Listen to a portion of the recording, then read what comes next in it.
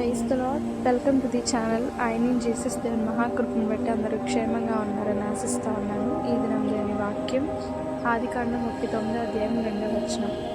యెహోవా యోసేపునకు తోడై ఉండెను గనుక అతడు వర్ధిల్లుచు తన యజమానుడగు ఆ ఐగుప్తుని ఇంట నుండెను. ఈ దినం మనం యోసేపు గారి జీవితం నుండి మరొక విషయాన్ని ధ్యానించబోతా ఉన్నాం. అదేమనగా, యోసేపు గారు తన అన్నలచే అమ్మబడిన తరువాత ఒక ఐగుప్తుని ఇంటికి కొనిపోబడ్డాడు.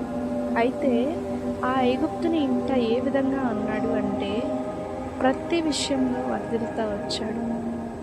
మరి మన జీవితాల్లో ఈ దినమందు మనం చూసినట్లయితే, మనము అనేకమైన శ్రమలు, శోధనల ద్వారా కొనిపోబడతా ఉన్నాం. మనము ప్రభువైన యేసుక్రీస్తు వారి రక్తముచే విలువ పెట్టి కొనబడిన వారము. అయితే మనకి విరోధముగా రూపొందబడిన ఏ ఆయుధము వర్తిల్లదని వాక్యం సెలవిస్తుంది. మరి మనము దేవుని యొద్ద ఉంటున్నామా?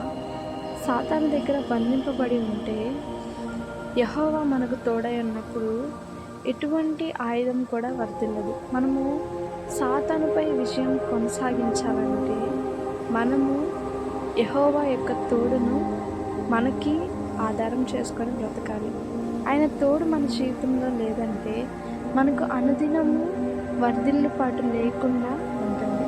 దేవుని తోడు మనతో ఉండాలని దేవుడు ఇదన్నందు ఆశపడతా ఉన్నాడు. ప్రార్థించుకుందాం. మమ్మల్ని మిగిలిగా ప్రేమించిన మా ప్రియ పరలోకపు తండ్రి, ఇదనమందు ప్రభా నాయన, మీ సహాయం కొరకు మేము వేచి ఉన్నాం తండ్రి. మీ తోడు కొరకు మేము వేచి ఉన్నాం ప్రభా. మమ్మల్ని అందరికీ కూడా ప్రభా మీ యొక్క తోడును, మీ యొక్క సహాయం ఇచ్చి మా యొక్క ప్రతి పనిపాట్లలో మీరే సహాయం చేసి నడిపించమని ఈ ప్రార్థన నజరేయుడును మా ప్రభువైన యేసు అతి పరిశుద్ధ నామములో అడిగి వేడుకొని పొంది ఉన్నాం తండ్రి.